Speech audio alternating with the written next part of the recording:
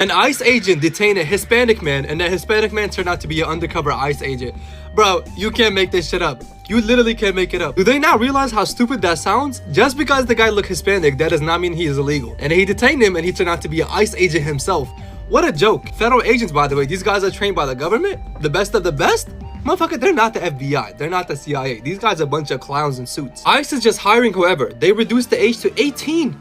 You can be 18 with just a high school diploma. They do no background checks, no questions. They don't do deep investigations like the FBI. You know, for feds, they're supposed to be federal agents. A news reporter signed up for ICE and she got accepted.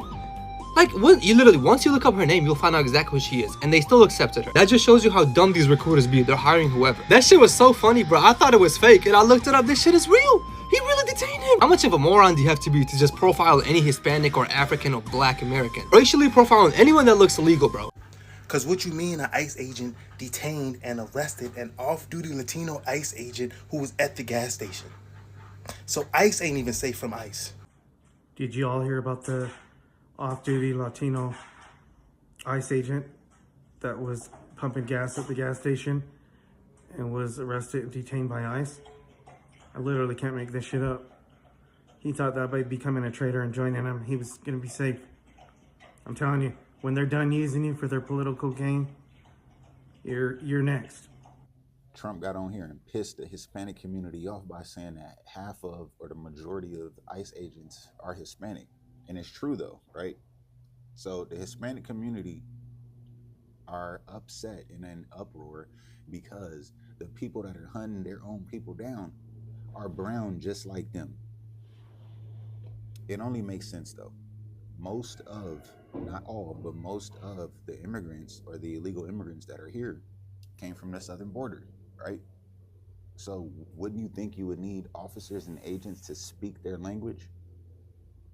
Of course they're all or mostly Hispanic. It is what it is. Just take a look at any video, any picture. 8 out of 10 of them are Hispanic. Couple of white guys, 1 black guy sprinkled in, if that. All right. So that sounds like brown on brown crime to me.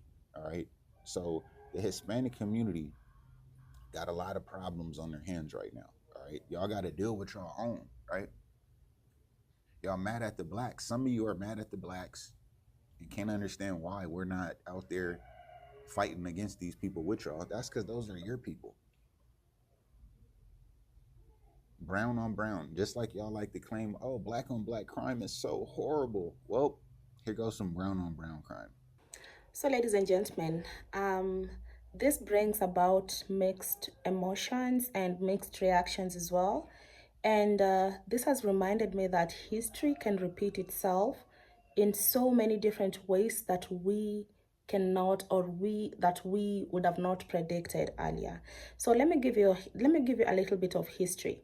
During the colonial period, especially in the African countries, which exactly experienced the most, longest colonialism and all. So I will base my facts according to Kenya, because we learned that in history as well. So in Kenya, we have this tribe that is called the Wanga Kingdom, or rather the Nabongo Mumia Kingdom.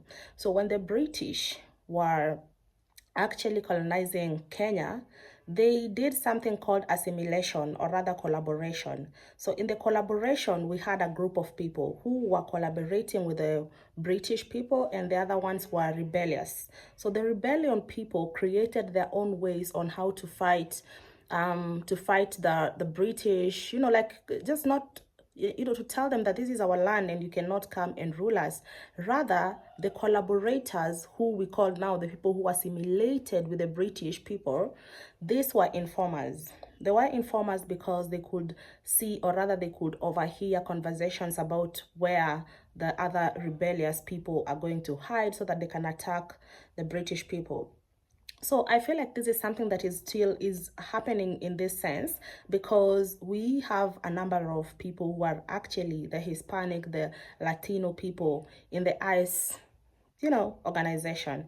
And these are the same people who are telling on their people. You see what I mean? Yeah, and it's so shocking, and it's something that really don't know how to deal with it, but this is something that has been happening. I feel like we are experiencing colonization in a more modern way than we used to, because now people are like, you're going to tell on your people, you're going to tell on the people you relate to, because if you don't, you will not stay in America. If you don't, your family is not going to be safe. And if you don't, you're going to lose your job. For instance, maybe that work is what feeds your family and all that. But I also feel like it's high time that we also, in those positions that we are in, we could be able to have a voice and be one people and say, you know what, enough is enough. Yeah, because really enough is enough. You've probably seen a lot of people who are now coming out and they don't want to be part of the ICE organization. Some of them are resigning, and it's like it's upsetting. I mean, like, people probably are very upset, because imagine you as an ICE agent. Today you're not on duty, but you're a Latino, maybe you're black and all that, and tomorrow you're being arrested, you're being captured, you're being detained. Tell me, these people did not know, they don't know each other. Because what you're trying to tell me is practically you do not know each other.